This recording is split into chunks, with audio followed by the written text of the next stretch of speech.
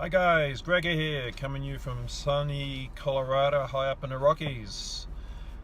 Today we're going to talk about laws that affect teaching, and what I've chosen is for the Special Education and Disabilities Act.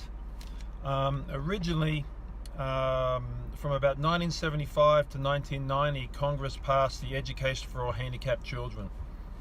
From there, from 1990 onwards up until this present, they've changed it to the Individuals with Disabilities Act, or IDEA, which is still current for this time. Prior to 1975, there was nothing. They had millions of kids who had disabilities, whether they were deaf or blind, they were mentally retarded, or had physical disabilities, or they were known as spastics in those days.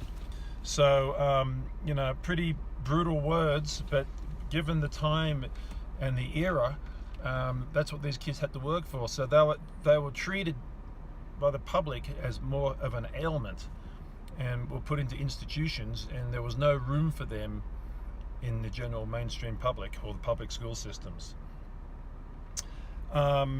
So they got the ball rolling in the mid-70s, and they pretty much carried it on. They changed the name, and then as of now, 2018, there's at least 6 million kids in the IDEA program, and who are integrated into the public school system.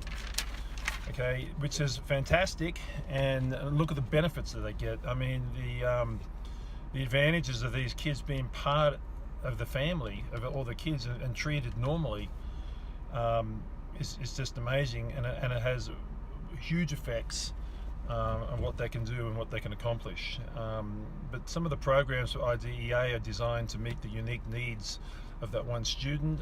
They have individual education plans, which are called IEPs, which every kid has one in there, and they also have access to general curriculums, and that leads us into the big difference of being isolated or being socialized into the system, and the biggest aspect for the SPED kids is the social aspects and the collaboration, and that as well we've learned already leads to accelerated learning, and then some of the videos that we've already seen, the one that comes to mind is from Professor Maida, with the Hole in the Wall program, and the experiment with the 6 to 12-year-olds with the computer, and how they worked as a group and in the social setting, and then they all learnt with that. The SPED kids are no different. And this law that was enacted 40 years ago is having huge ramifications in the positive for what they had before, where they were just basically isolated and treated like sideshow freaks in some ways.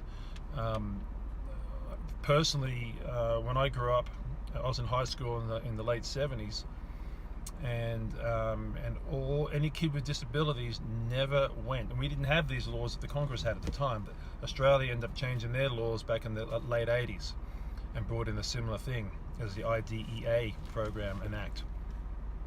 When I grew up, if you had any mental or emotional issues, if you were deformed of any way, they would put you in an institution, and that's the last you'll ever see of anybody. There was no interaction or anything until like the late 80s. So, but in the 40 years that they've had this, and the 6 million kids who are in this program as I speak, it's just done wonders for them, I think society in general, and I think it's a brilliant thing that they've actually integrated these kids into the system. And they play, they learn, they hang out with themselves, with the other kids at the school, and the learning aspects of the whole thing it's just skyrocketed. And in the last 5 years that I've been in the school system 15, but the last 5 most of my time has been spent with the SPED kids. and I've witnessed this firsthand, and how they work together with the teachers, use technology, and all because of the IDEA Act that was passed in '75 and has moved on for the last 40 odd years. And it's something that was a long time coming, but now that it's here, it's the best thing that's ever happened to these kids.